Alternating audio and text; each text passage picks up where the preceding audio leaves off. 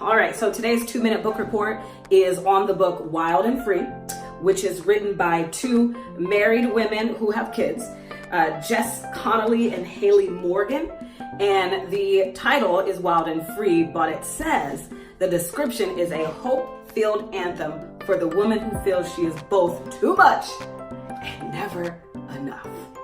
And when I tell you, I have felt that both of those at the same time sometimes, and one in this month and the other month, which is why I think my friend Faith suggested this book to me, because I do remember telling her sometimes I feel like I'm just too much.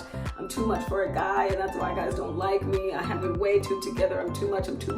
And then it's also, I'm never enough because, well, that's why I'm not married and I don't have kids. And so people look down on me and people pity me and stuff. And so this is definitely a good book to read if you are on this walk with God and you're just trying to figure out where you fit in and how you should be executing your life as you call yourself a Christian. And so what I know for me is that I believe that religion, for many of us, but definitely for me, has a negative connotation on women who aren't having kids and didn't get married by the age of 22. And it seems like you don't have your life together if you don't have a man in your life and you don't have kids.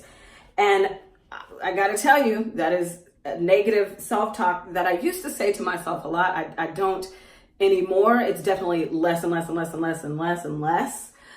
Because I'm filling my mind with positive affirmations and reading books like this to let me know, oh no, I'm still worthy, regardless of my relationship status, regardless if I haven't pushed a baby out through the womb and my vajayjay, I am still worthy and God still loves me. He doesn't look down upon me. It's just not my time yet, or it'll never be my time, and that's okay. And so one of the quotes in here that I highlighted, because you know how I do this, right? I always highlight the best quotes to tell you, is one of the women, I think this was Jess who wrote this chapter. And it was in chapter 1, and this pulled me in.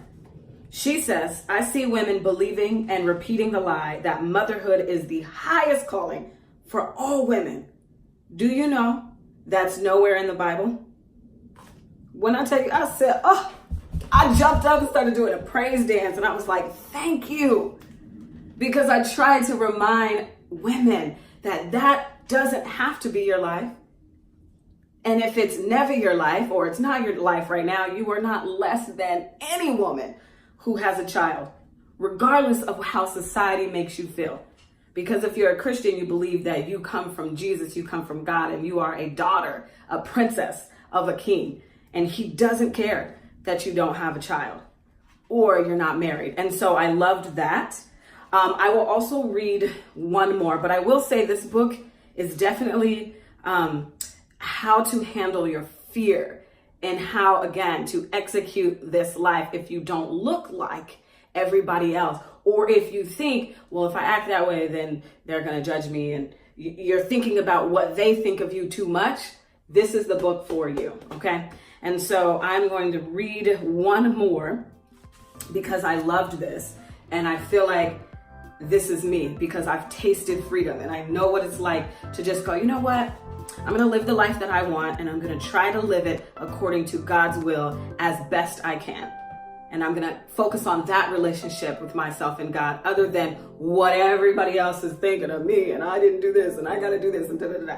So anyway, she says, this is like one of the last chapters in the book. She says, and when you've tasted freedom, when you've walked away from defensive living, you can say goodbye to the heaviness of others' expectations. You can walk without crippling insecurity. You can live with your imperfect self, knowing that you're covered in Christ. I gotta tell you, man, since I started focusing, so I always knew that God existed. I grew up in the Christian household and I went to church and everything. But it wasn't until 2017 where I actually started focusing on my relationship with God and what God said about me. That peace literally came over my life. And me thinking what others think of me, it started erasing and got less and less. and less and less. Now, of course, I'm human and sometimes it'll happen. Like, I'll have the thought, but most of the time I do it anyway and go, who cares what they think? What you think about me is none of my business. So that's how I try to live my life. And I want to encourage you, girl, woman, to read this book and live and begin to live a peaceful life, free of what people think of you. Figure out what God says about you, okay? Work on that relationship. So thank you for watching. If you need a woman to relate to, a woman to talk to, think of me as your big sister in your head. You can go ahead and hit me up on Instagram. I'm Just Me Rika. And also you can read my website, which I have my life lessons in life and in this dating world. It is up on my blog at justmerika.com. Thank you for watching. I'll see you next Tuesday.